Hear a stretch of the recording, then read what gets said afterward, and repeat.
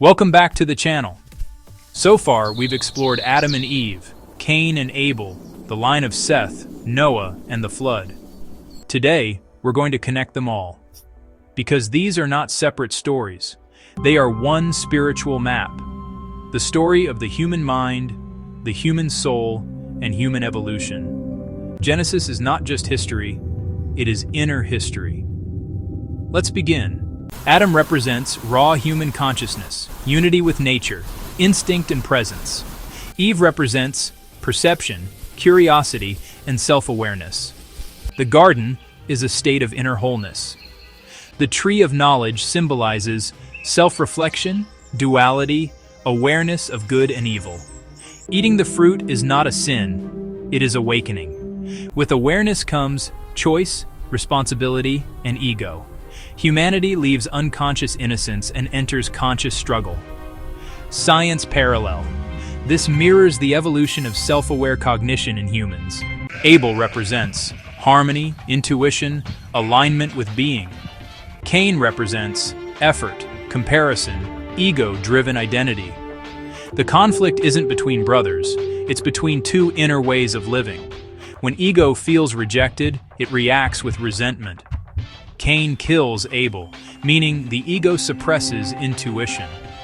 And then comes the question, am I my brother's keeper? A question humanity still asks today. Seth represents balance, conscious alignment, and spiritual lineage.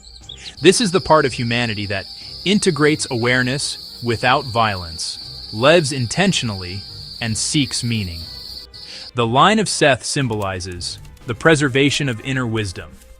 This is where ethics, spirituality, and reflection begin to grow. By the time of Noah, ego dominates, violence increases, consciousness becomes distorted. The earth was filled with corruption. This is not about water destroying the planet. It's about the reset of consciousness. The flood represents emotional overwhelm, psychological collapse, spiritual purification. Noah represents the righteous mind, the part of us that remains aligned. The ark represents inner structure, discipline, spiritual boundaries. Only what is aligned survives the storm. Put together, the story flows like this. Adam and Eve, awareness is born. Cain and Abel, inner conflict begins. Seth, wisdom is preserved. The flood, misalignment is reset. This is not ancient myth, this is you. Every human life follows this pattern. Innocence, ego, conflict, collapse, and renewal. We experience many floods when life overwhelms us, ego runs unchecked, and emotions flood the mind. We build an ark when we cultivate discipline, we choose values, we protect our inner life. The Bible isn't predicting destruction, it's teaching transformation.